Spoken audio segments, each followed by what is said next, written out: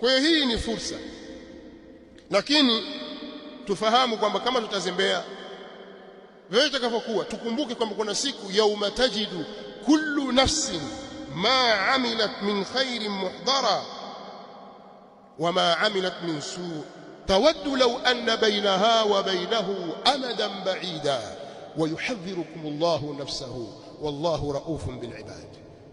Iko siku hiyo, siku ambayo nafsi itakwenda kuyakuta yale yote ambayo imetenda katika kheri na katika uovu, kheri au shari, wema au uovu. Yauma tajidu kullu nafsin ma amilat min khairin muhdara wa ma amilat min su'.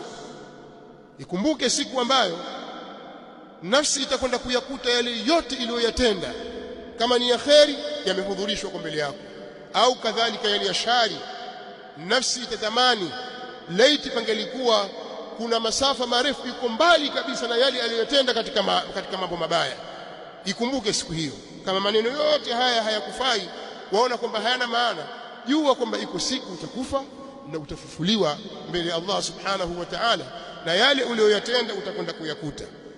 Mtume sallallahu alayhi wa alihi wasallam katika alhadith alqudsi anasimulia kwamba Allah subhanahu wa ta'ala anawaambia waja wake, ya ibadi innama hiya a'malukum uhsiha lakum thumma uwaffikum iyyaha faman wajada khayra falyahmadillah waman wajada ghayra dhalik fala yalumanna illa nafsa.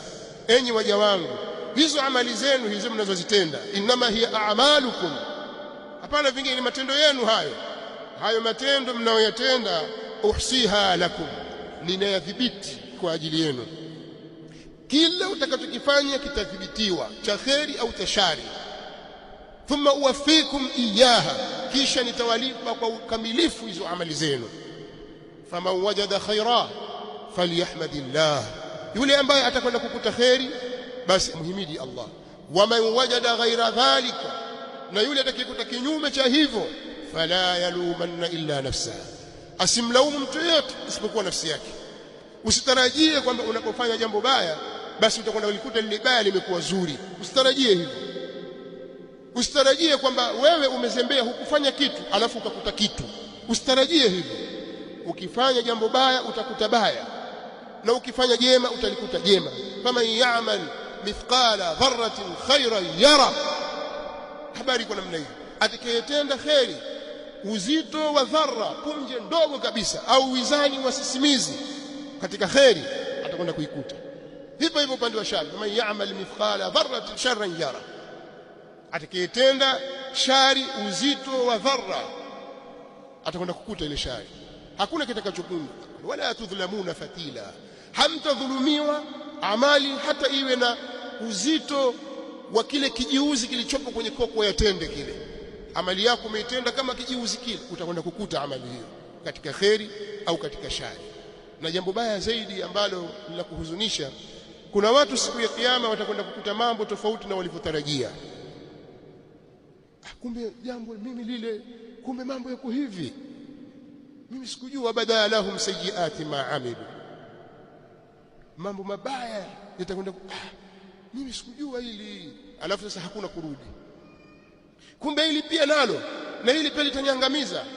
Mali hadha alkitab la yughadiru saghiratan wala kabiratan illa ahsaha wa wajadu ma amilu hadira wala yadhlimu rabbuka ahada. Kitabu gani hiki? Maandishi gani haya? Hayakubakisha nukta ndogo wala kubwa, ile imelidhibiti, na watakwenda kuyakuta walioyatenda yamehudhurishwa yako. Kwa hiyo wewe jiandae na hilo. Kuna mambo utakwenda kukuta kinyume kabisa. Kumbe ule ubaya nilimfanyia mtu fulani, labda pengine dada wa kazi tu, umemuonea, umemdhulumu, hata ile pia ule si mtu mshamba, hili pia hilo pia kitu hilo pia. Kuna vitu vitakwenda kudhihirikia wewe hukuvidhania kwenye akili yako. Kwa hiyo utakiwa uwe ni mtu wa hesabu na wa kukokotoa mahesabu yako vizuri sana juu ya matendo unayofanya kila siku, juu ya matendo unayofanya kila wiki, juu ya matendo unayofanya kila mwezi, juu ya matendo unayofanya kila mwaka. Tumia fursa hii kurekebisha hisabu za mwaka wako. Futa Allah subhanahu wa ta'ala amekupa kalamu ya kuchafua na amekupa raba ya kufuta. Futa, kifutio nacho, nao ni kuomba msamaha kwa Allah subhanahu wa ta'ala ili uondoshewe yale uliyobeba katika mzigo.